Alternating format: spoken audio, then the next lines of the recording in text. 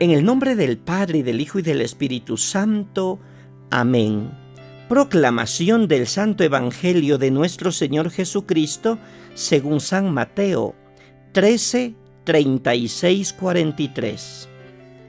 En aquel tiempo, Jesús despidió a la multitud y se fue a su casa. Entonces se le acercaron sus discípulos y le dijeron: «Explícanos la parábola de la cizaña sembrada en el campo». Jesús les contestó: «El sembrador de la buena semilla es el Hijo del Hombre. El campo es el mundo. La buena semilla son los ciudadanos del reino. La cizaña son los partidarios del demonio. El enemigo que la siembra es el demonio. El tiempo de la cosecha es el fin del mundo, y los segadores son los ángeles. Y así como recogen la cizaña y la queman en el fuego, así sucederá al fin del mundo. El Hijo del Hombre enviará a sus ángeles para que arranquen de su reino a todos los que inducen a otros al pecado y a todos los malvados, y los arrojen en el horno encendido. Allí será el llanto y la desesperación. Entonces los justos brillarán como el sol en el reino de su Padre. El que tenga oídos, que oiga». Palabra del Señor. Gloria a ti, Señor Jesús. Saludos fraternos para todos en este martes de la 17ª semana del tiempo ordinario. Hoy la Iglesia celebra a San Pedro Crisólogo. Nació en el año 380. Fue obispo de Ravenna, uno de los oradores más famosos de la Iglesia católica. Buen pastor, prudente y claro en la doctrina. Escuchaba con atención y caridad a los humildes, igual que a los poderosos. El apelativo de Crisólogo significa hombre de la palabra de oro. Es el autor de estupendos sermones, rico de doctrina, que le merecieron el título de Doctor de la Iglesia. De él se conservan 176 homilías breves, de estilo popular y muy expresivas. Murió en Imola el 31 de julio del año 451. Que San Pedro Crisólogo ruegue por esta iglesia que peregrina. Ahora, en nuestro espacio Palabra, Espíritu y Vida, hacemos unas reflexiones. El Evangelio de hoy nos presenta la explicación de Jesús a la parábola del trigo y la cizaña, cuando los discípulos se lo preguntan. ¿Es posible y probable que la explicación sea de la comunidad?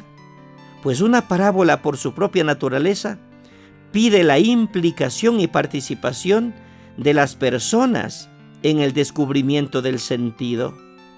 Así como la planta ya está dentro de su semilla, así la explicación de la comunidad ya está dentro de la parábola.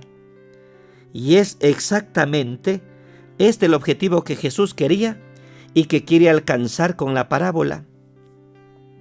El sentido que descubrimos en la parábola que Jesús contó hace 2000 años ya estaba implícito en la historia que él contó, como la flor ya está dentro de su semilla. Unos puntos de reflexión. Primero, los discípulos piden la explicación de la parábola del trigo y la cizaña. Los discípulos en casa conversan con Jesús y piden: «Explícanos la parábola». Varias veces se informa que Jesús en casa seguía enseñando a los discípulos. En aquel tiempo no había televisión y las largas horas de espera por las noches, la gente se reunía para conversar sobre los aspectos cruciales de la vida. Jesús hace lo mismo. Era en estas ocasiones que él contemplaba la enseñanza y la formación de sus discípulos. Segundo, el significado de cada uno de los elementos de la parábola. Jesús responde retomando a cada uno de los 6 elementos de la parábola y les da un sentido a cada uno. Primero, el campo es el mundo. Segundo, la buena semilla son los miembros del reino. Tercero, las cizañas son los miembros del adversario, el maligno. Cuarto, el enemigo es el diablo. Quinto, la cosecha es el fin de los tiempos. Y sexto, los segadores son los ángeles. Ahora, hagamos la experiencia leyendo nuevamente la parábola, colocando el sentido cierto en cada uno de los 6 elementos: campo, buena semilla, cizaña, enemigo, cosecha y segadores. Y así, la historia toma un sentido totalmente diferente y se alcanzará el objetivo que Jesús tenía al contar la parábola. Tercero, la aplicación de la parábola o de la alegoría.